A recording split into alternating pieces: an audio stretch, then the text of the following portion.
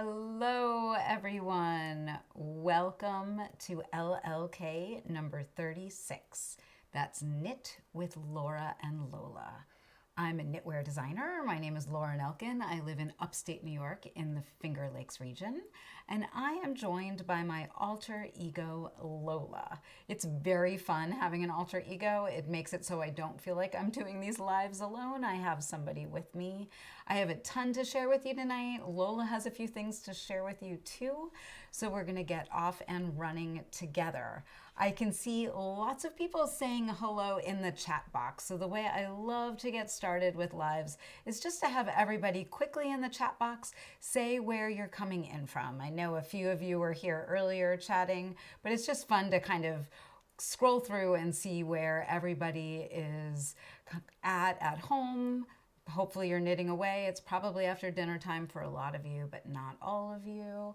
I've got my cup of tea here. I had like a super late lunch, super early dinner, and I'll have maybe popcorn later because it is National Popcorn Day, which you all know I love popcorn for dinner.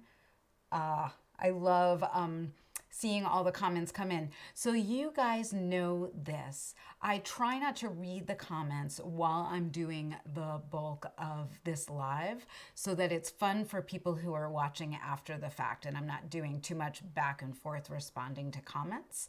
But once I get through most of what I have to tell you, I'll ask if there's any questions. That way I might answer a question you're having, like I just briefly saw someone asked what Goldie is wearing behind me, and I'll tell you all about that. And then towards the end, I'll ask if there's any questions. I'll answer those, make sure I've touched on everything, and we'll move on from there. One thing I will say, this is very fun. I see lots of people coming in from all over. One thing that I will say is we have some new tech tonight, and it seems like that things are working smoothly, but if you notice something, you can certainly put that in the comments if there's any problems. We had some issues with sound syncing in the past, and I think we've just gotten over that. And we also found a way, I don't want to jinx it, I just totally ruined everything.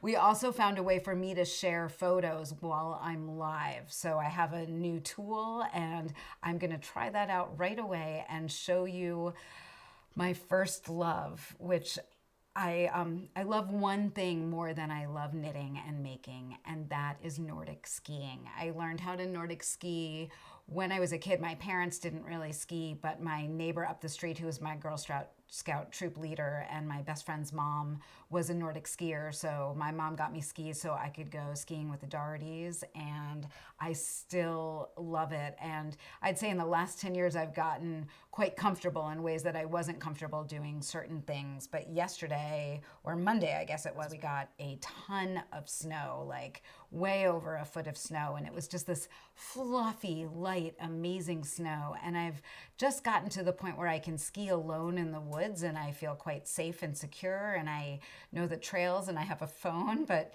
yesterday I went out alone up at Connecticut Hill, which is kind of, it's south and then a little bit west of Ithaca.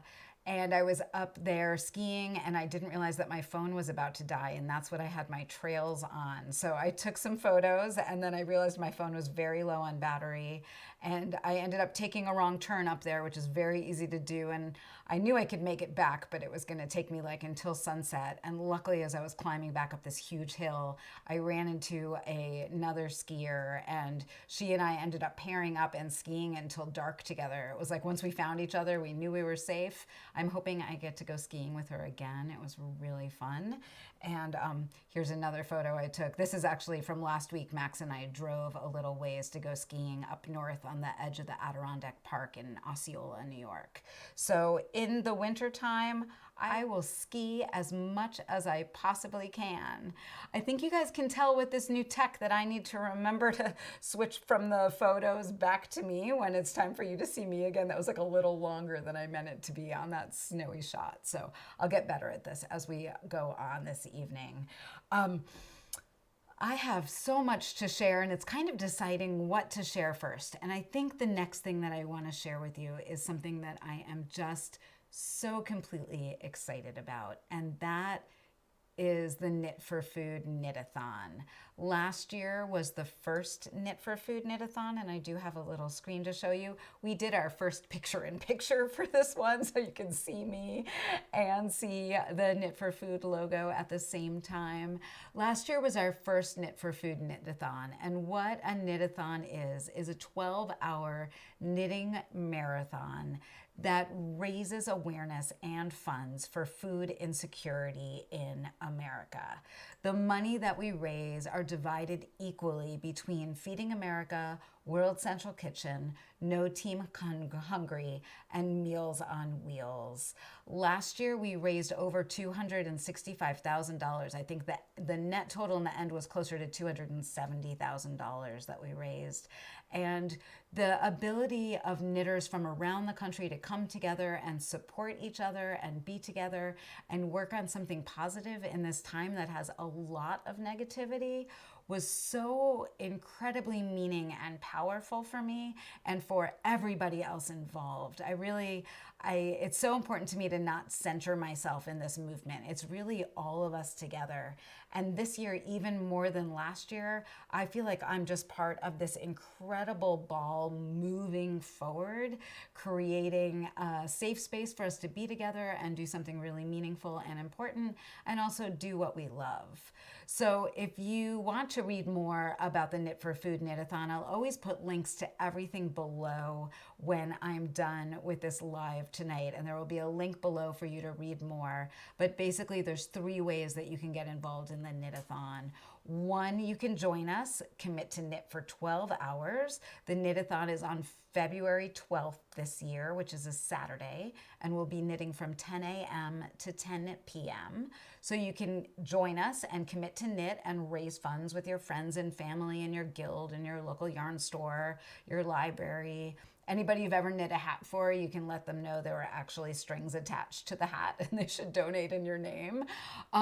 Or you can donate, so you can look for a knitter. I like to look for knitters as I'm going through and looking to donate that haven't had anybody donate under their name, to kind of like spread the funds around a little bit so everybody is raising something. Or you can spread the word. You can do all 3 of those things. That's what I've been doing. I've been doing all 3 actions. I've been joined, I donated, and I am spreading the word as much as I can. The more people that we have involved in this, the more money we raise and the more people get food on their tables. So any questions you have, I am thrilled to support you and help you understand. I know there's some people that are busy the day of the knit-a-thon and feel like they can't join along. I have a few people who are kind of breaking it up and committing to 12 hours over the weekend because they have stuff going on that Saturday. If you're already signed up for a knitting class, or you could quilt or crochet, it's really like a make-along. You also can take part in a class as part of your making day. I think joining in on crafting education counts as knitting for 12 hours. So if you're following me over the next month, we've got about 27 days, I would say, till the knit-a-thon.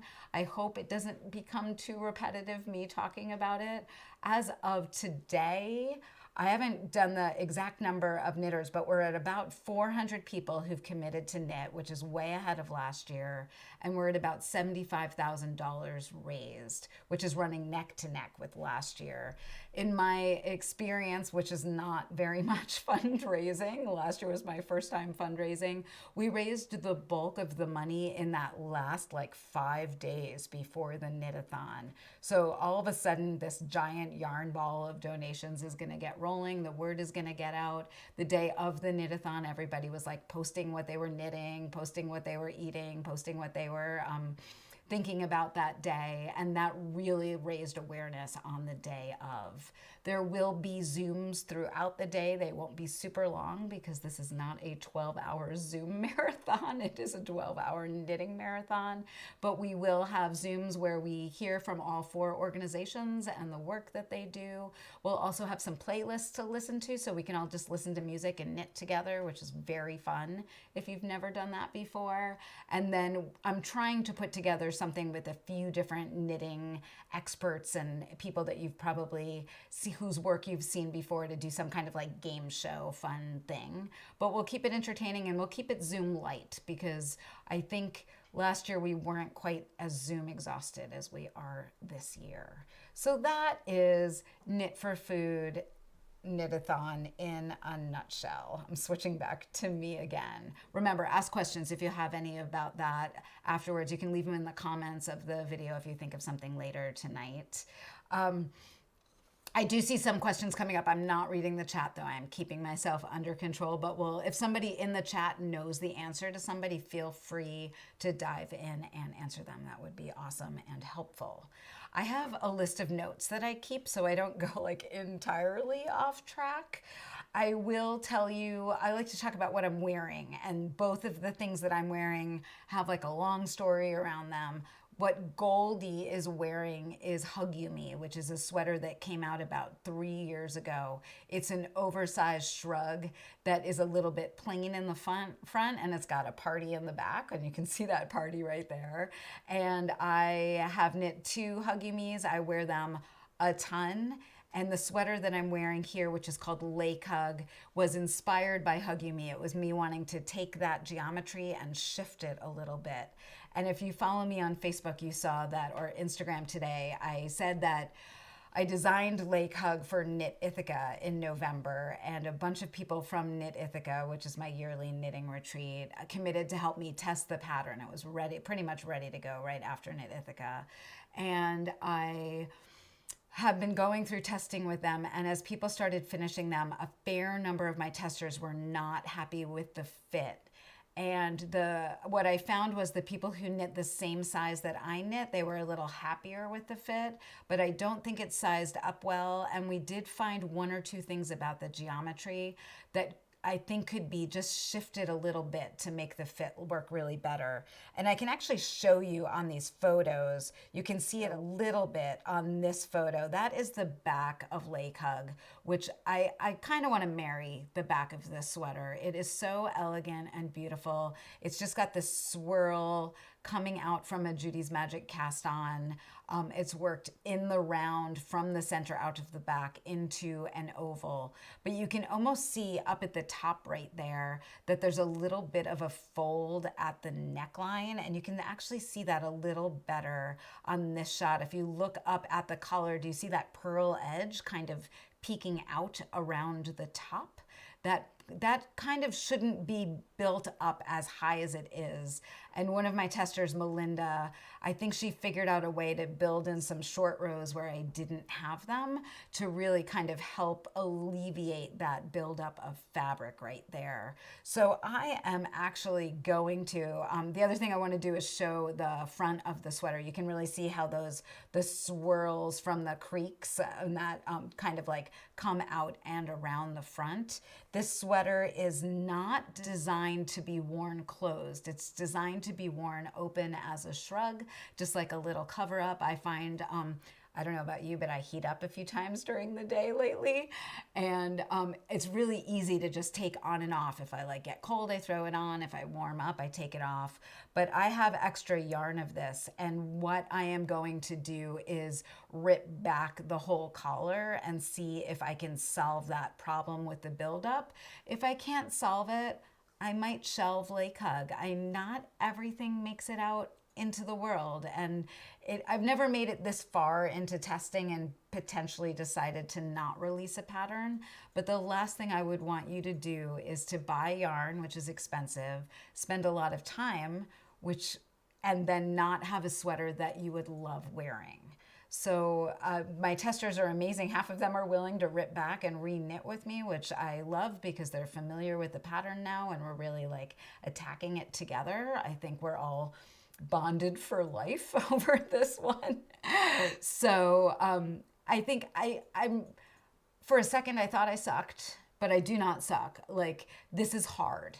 And some of the designing that I do is much easier. I took on a challenge with this. I'm ready to keep taking on the challenge. I might take a teeny tiny break before I take the challenge on again. It is a time investment and a money investment. And at some point I'll have to decide when that's not worth it, right? Like when it's time to move on to another design, like I'll put my like business, my girl boss lady hat on. My assistant Willow calls it my squirrel boss hat. And I might have to decide just for financial reasons to move on, that it's not going to be a good cowl, but I am going to keep trying. I see a few of you kind of cheering me on in the comments, which I appreciate. I'm not giving up yet. I was giving up on Monday until we had our Zoom, and then I just like, okay, we can do this. The other thing I'm wearing is Shalola, and I'm actually wearing, I got to be careful because of my mic. I'm wearing Shalola, which is the Lola's Choice January design and kit. And there's two versions of Shalola. I'm wearing the all lace version, and then this is the garter stitch version, which just has lace at the center front.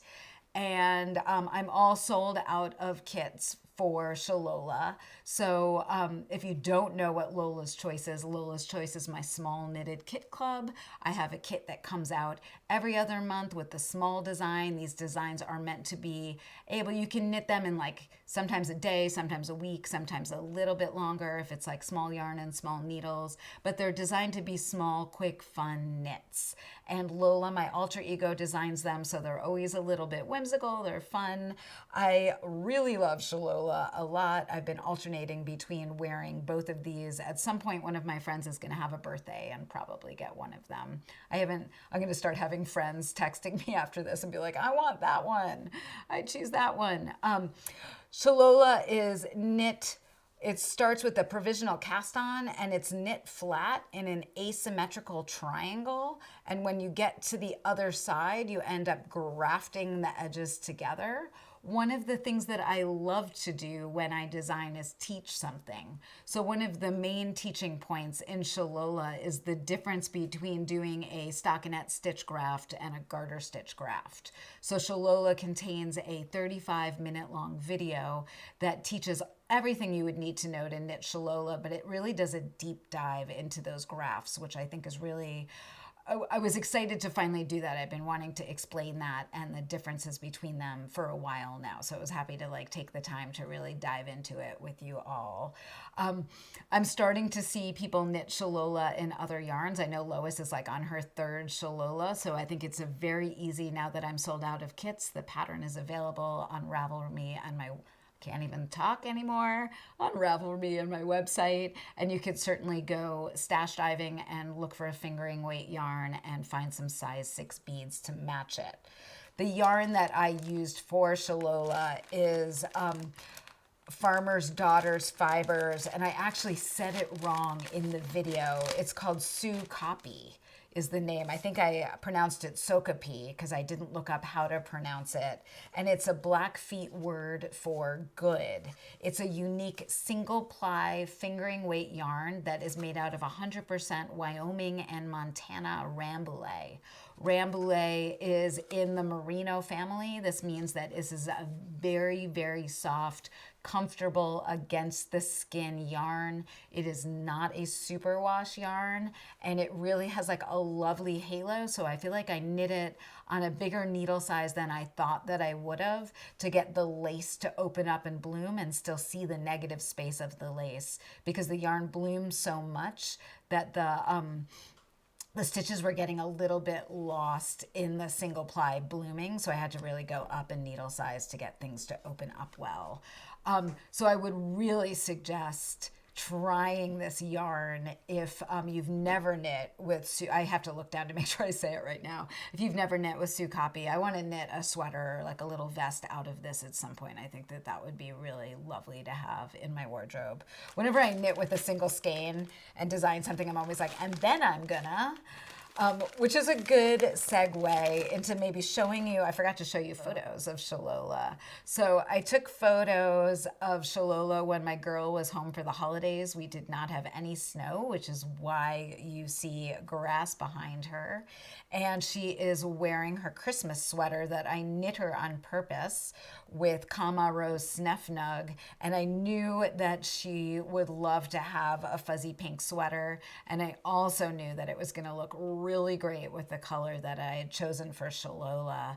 And she was in a good mood that morning. We had fun. But the funniest thing, and I think you can see it in this photos, is see her black nail polish. So I love this girl so, so much, right? that when I'm taking the photos of her, I'm so focused in on like how much I freaking love her that I didn't notice that her fingers had this like chipped, nasty black nail polish that was like a week and a half old, and it looked so bad. So I'm taking these like gorgeous photos of her holding it, and I'm like clicking it away at like how pretty she is and how happy I am that she's home for I'm like crying over here. and then she kind of mentions to me, I'm not sure if my nails are good enough, and I've literally said to her, you are perfect. It is perfect. I am so happy. I adore you. I love these photos. And then she goes back to Baltimore with her bow, and then I'm looking at the photos, getting ready to put them up for you guys, for the Lola's Choice members, and I'm like, oh shit, that looks absolutely horrible. And I tried to Photoshop and give her natural nails again, and I am not a Photoshop expert. Like, I know how to use a rubber stamp to like move a bead around if I need to, or like take a stray hair off, and it looked even worse. And then my photographer, who had shoulder surgery and is not doing photography right now but is like good enough to do computer work, I sent them to her and basically like begged her to go through them and fix her nails. So if you look at those, go back and look at those photos on Ravelry, you see that her nails look very polished and very black, full on Photoshop. Photoshop can be very helpful sometimes. I was lucky to have Jamie to save me from that embarrassing moment, because otherwise I was going to have to reshoot the whole thing, and I really didn't want to, because the sweater was gone, Bella was gone. So that's a story of Shalola. You can read more about Shalola on Ravelry or my website.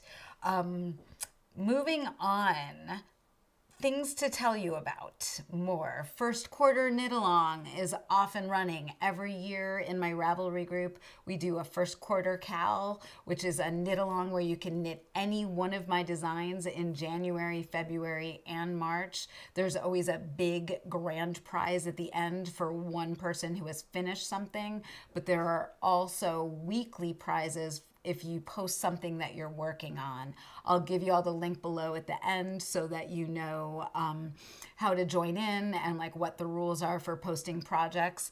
But January's prizes are mugs. And I'm totally teasing you because this absolutely beautiful mug from a local potter, Gina and Zena, has already been claimed by the first prize winner.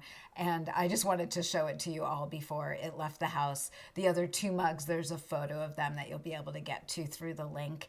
And I do hope that you join us in the cal. So January is mug month, and I bought gorgeous mugs for January, and then February is book month. So the first live that I do in February is going to have a really big book review in it, where I kind of review the 4 books that are the prizes for February. I love doing book reviews in these, and I haven't done those in a little while, so I'm looking forward to that. So that's the first quarter knit along. I hope that you join us over there. We always have a good time doing that. Links will be below this video at the end, probably like within an hour. You'll get all the links, and they'll also go up in the Ravelry group, and I'll like post on the social media places so you can find them, I promise. What I'm knitting, and I'm not actually knitting, I'm having so much fun talking to you guys right now. I am still knitting Max's amazing, I was about to call it stupid, but I'm going to call it amazing first quarter cal. I have no idea what is going on, but there is a stuffed cat. Okay. Looking at a cat over the camera. That was very confusing. I'm knitting Max's first quarter, I'm knitting Max's sweater. This is probably the most challenging easy knit I've ever done because I've ripped back to the color work 3 times now. So the first time I had gotten about 1.5 inches into the body of it, and my gauge was too loose, and I could tell it was going to be huge on him. And I tried it on him, and I was right. And then I ripped back, and I started again, and I got to the point where I could split, and I had forgot to do the increase round because I didn't read the pattern. So then I had to rip back again, and now I'm actually back on track, and I'm a good 3/4 of an inch into the body. And this is my just hanging out and knitting. It might be done for next winter at this rate. So it's kind of like the thing I knit when I'm doing lives and when I have something that I don't need to look at all when my other projects are more complicated. The other thing that I'm knitting that I'm not going to show you is the March Lola's Choice design. No one has seen it yet. It has not gone out to the testers. Yarns got ordered today for it. I know I say this every time, but it's the best one and I love it. And I'm pretty sure that you are going to too. So that is all I will say about Lola's Choice. And then the other thing I'm knitting is more Love and Lights. So Love and Light is a pattern that Jen, I am going to say your name wrong, but I'm going to try Jen Hohenboken designed, and I helped her get published for a heart that is knit out of either a 66-foot or 99-foot strand of LED fairy lights. You can see the bigger hearts are knit with the 99-foot and the smaller ones with the 66-foot lights. And I have been knitting extras of these for just presents to light people's lives who are having a hard time. So one thing that someone brought up when this pattern came out, and I'll tell you about the donations for this pattern in a second. One thing that someone brought up is the movement of hearts for healthcare workers. So during the pandemic, people were hanging hearts in their windows or gifting hearts to healthcare workers. So one thing I was thinking would be really nice to do is to knit one or two of these and kind of just drop them off in friends' mailboxes that I know work in the healthcare industry as a thank you for everything that they have done over the last 2 years. Trying to, they're going through the same thing that we're all going through with the pandemic, but they are going to work every day and living it hard and real. And I feel like knitting this light is a pretty something that could be done to help them. The other thing I will say is that all of the proceeds for this pattern go to allhandsandhearts.org. They are a disaster relief organization that mobilizes around the world when there are disasters. So I can only imagine that at some point in the near future that they'll be in Tonga. And when I see what kind of work they're doing there, I'll certainly post about it so people can read about what they've done there. They're like the world's central kitchen of disaster relief is how I could describe them. So back to me. Sorry, I totally forgot again. I keep trying. The other thing that I am thinking about while I'm knitting on other things, because once I'm knitting something, my mind is free to design the next thing, is the next mystery knit along. So hold on to that, and that's going to be your prompt at the end of this live. And the last tiny bit is I've been teaching people to knit this winter. So Bella's Bow wanted to learn how to knit, and I gave him a Learn to Knit kit over the holidays, and he's off and running. He finished the cowl that I got him started with, and then I taught him how to cast on a Noro garter stitch scarf with just like slip stitch edges, like an integrated I-cord edge out of this really gorgeous Aran weight Noro ball that I bought him. And we Zoomed with them the other day, and he went and grabbed his knitting, so he and I were knitting together while we were all hanging out and talking. And his scarf is about I think it's about like this long already, and it's got a few like little wavy creative bits at the side where he like lost a stitch and then made up a stitch. But it's a really fun, because we can't be near each other right now for me to help him. It was good to give him a project I knew would take a little while to get done. I think my ultimate goal for him is to get him knitting bralettes for Bella, so I don't have to knit any more of those knit bralettes that she really loves to wear. So I have a goal for his knitting. I hope that he agrees with my goal. I'll keep him in yarn for it, for sure. I have like a bin full of DK weight superwash for Bella's bralettes already ready to go. So I kind of already told you about the yarn because I told you about the Sue Copy yarn that I used for Shalola. I always kind of introduce a new yarn when I'm doing lives, and I managed to kind of fit that in a little bit sooner. The other thing that I have gotten a little bit of done since the last time we did a log, which was in December, is a bit of sewing. So, gosh, I talk about this girl a lot, but I've been wanting to make her well-fitted shorts for quite a while. And I used the Persephone pants pattern by Anna Allen and found a zipper expansion pack, I guess you would call it, because the original pattern had a button plaque and I was not feeling confident making that many buttonholes with my new machine. So I installed a zipper instead. They have these sweet little flat pockets up at the top of the front, which you can't really see. And then I also added pockets to the back, which was not in the original pattern, but there was also kind of like a blog post explaining how to do that. For those of you who don't know, I did go to school for apparel design, and so I'm a trained seamstress, and I sew in waves. I love sewing, but I kind of need to reset my studio to be able to sew, and then I kind of dive right in, and I needed Bella's body here to sew, to tailor shorts for her to be able to take them on and put them off, and actually those shorts don't fit her bum as well as she and I both know that they could. So they were almost like a muslin. And the next pair I make for her, we marked the pattern where like a ½ inch of ease has to come out of one spot on them to get them to fit absolutely perfectly. So that is the goal. And then I left all my sewing stuff set up for a little while after she left, and I am working on a jumpsuit for me that is going to go incredibly well with the next N Club project. So I have a photo shoot set with Jamie once her shoulder is done at the very beginning of February, and I love to sew a new piece of clothing or make a new piece of clothing for a design. So I am hoping that this jumpsuit is going to work and I'm going to look okay in it. Doesn't always work out. That jumpsuit is called the Talum jumpsuit. It is by So Liberated. That is kind of all my making stuff. I always love to share with you what I'm reading and watching and eating and those kind of things. And then I'll announce the winner from the last live that we did and then give you the prompt for our next live, or, the giveaway for this. I'm not explaining that well. Giveaway for this live. I'll announce the winner in the next live.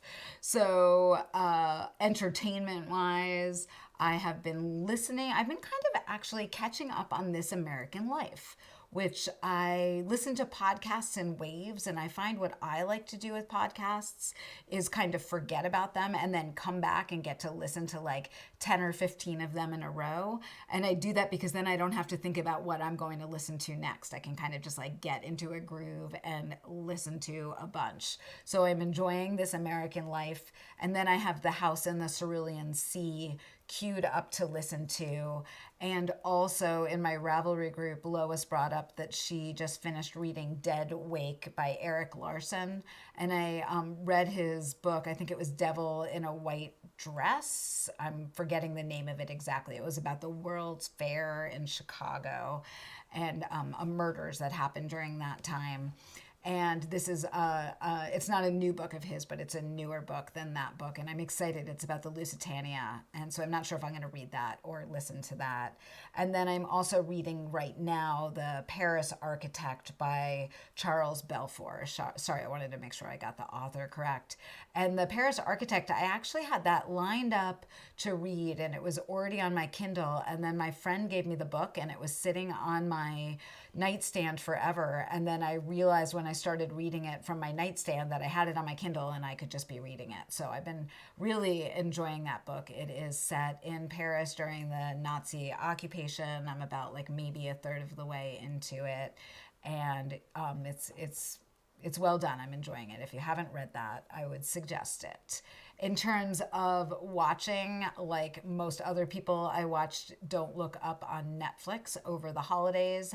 That was quite a statement about politics and society, and I could watch it again. I know I missed some nuggets in there when I was watching it the first time. I think that is worth a rewatch at some point. If you haven't watched it, I highly suggest it. It's worth the hype that it got.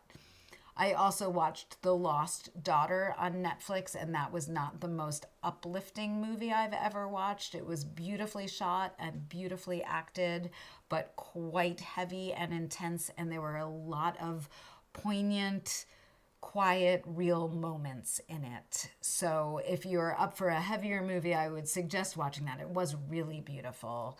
And I have queued up to watch The Power of Dog. I've heard it's superb.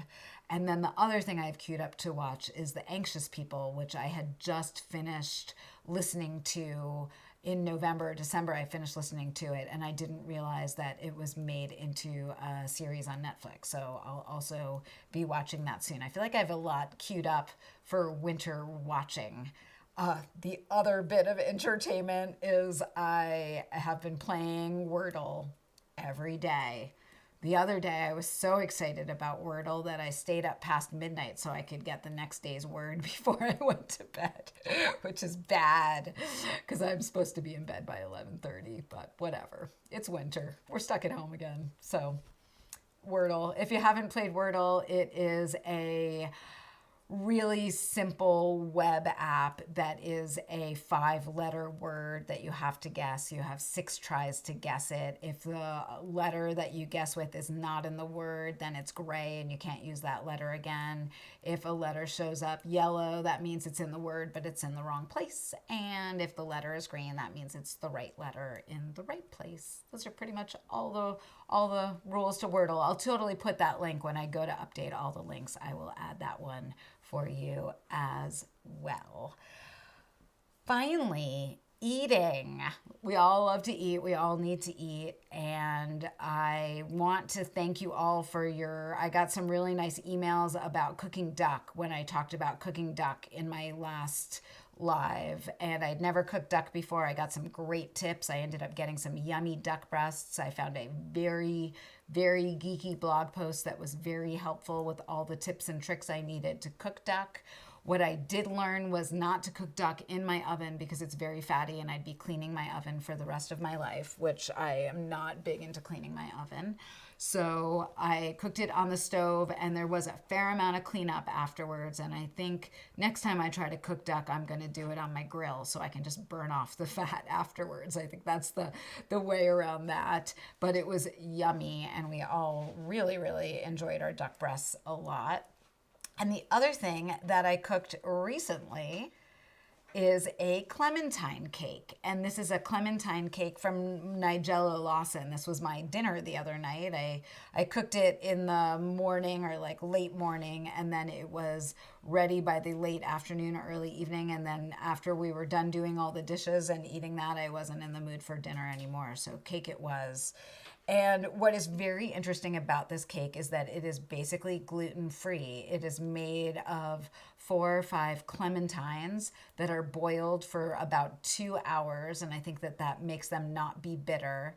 And then you cut them open to take out the seeds and then basically like pulverize the clementine, like flesh, skin, and all in a Cuisinart or blender. And then you beat 6 eggs and add a bunch of almond flour and a bit of sugar, not a ton of sugar, and a little bit of baking powder. And that is it. Let me get back to the main camera. It was really easy. So it was like 4 or 5 ingredients, right? And I had ran out of almond flour, so I did use a little bit of whole wheat pastry flour, which maybe made it like a little more substantial. It was excellent. I was reading the comments on it, like the different modifications that people were doing. One person said that they used Meyer lemons, which I think sounds really good. A Meyer lemon is kind of like in between a mandarin orange and a lemon, so it kind of like crosses that boundary between oranges and lemons. So I think it would make an absolutely gorgeous lemon cake.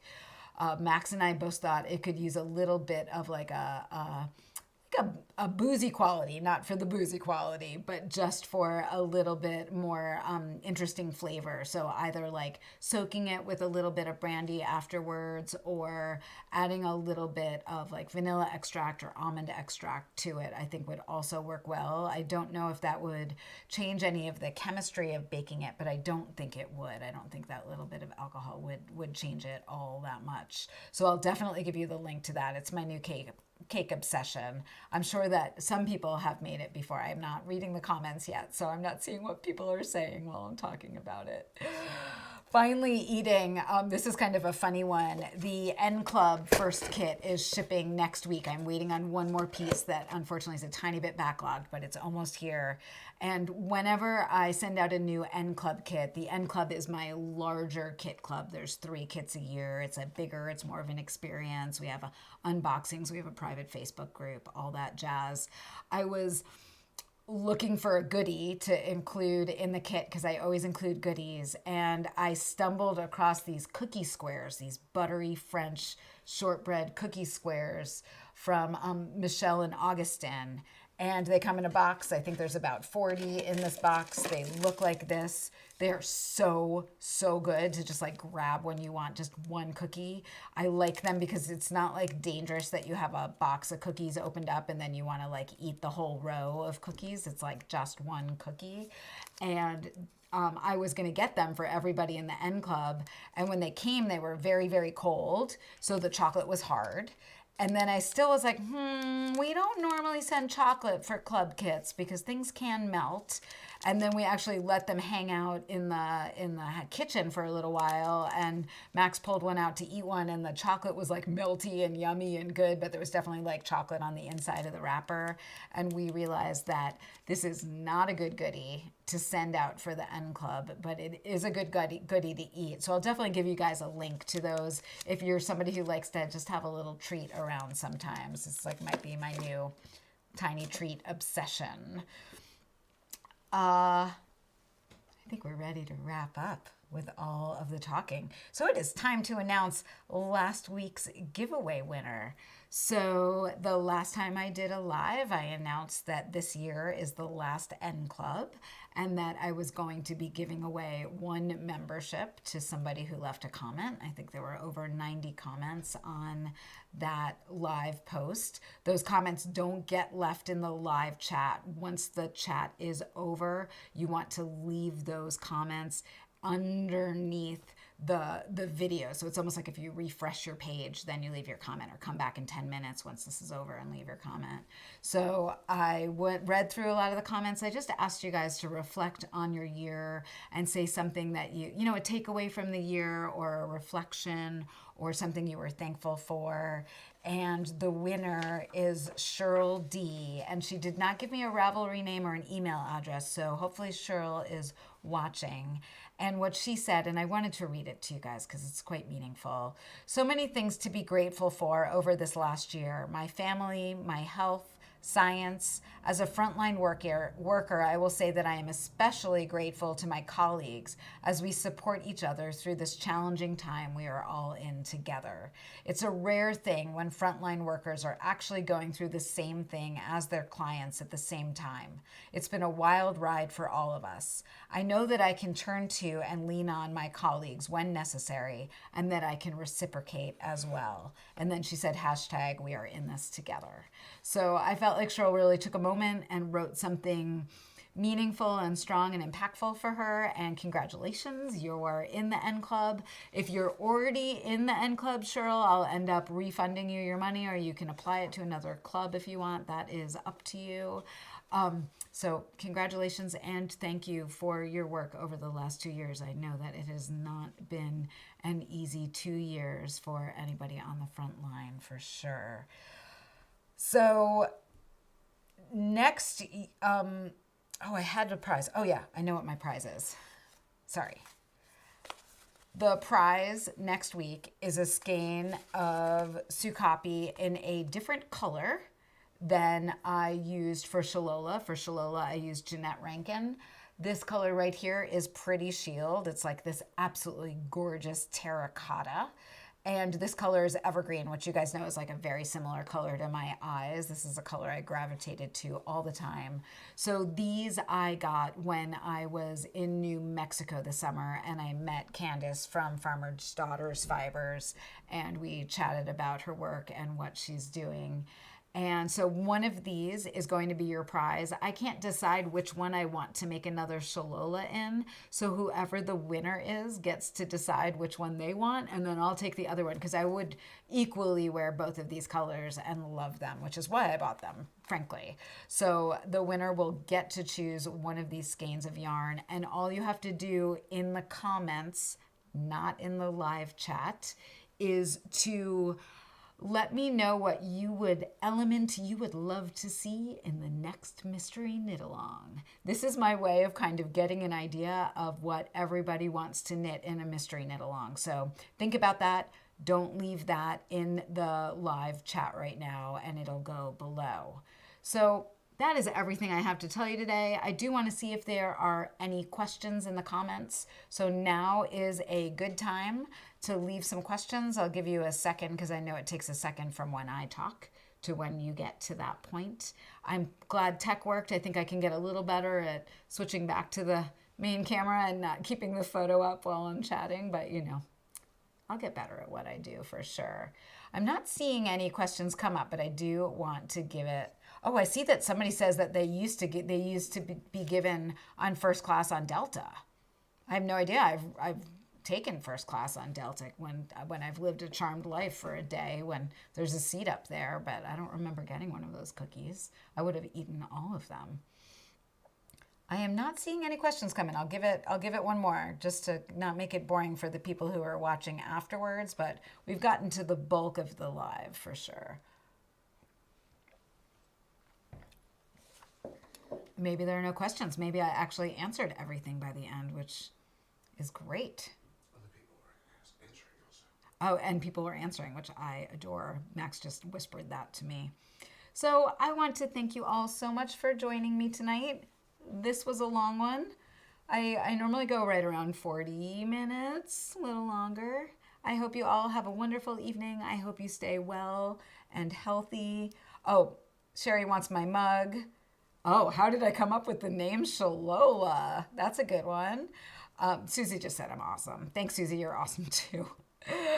So the mug that I'm drinking out of, I got from my friend Renata at the farmer's market last year. I have given her mugs away in past mug Januaries in first quarter cows. I didn't end up getting one for this year, but this is one of my favorite mugs. I use it all the time, and it's really nice to drink out of. You can see my hand fits in there very well. I might have answered the questions, Kristen, but you could always leave a question in the comments once this is over. How did I come up with the name Shalola?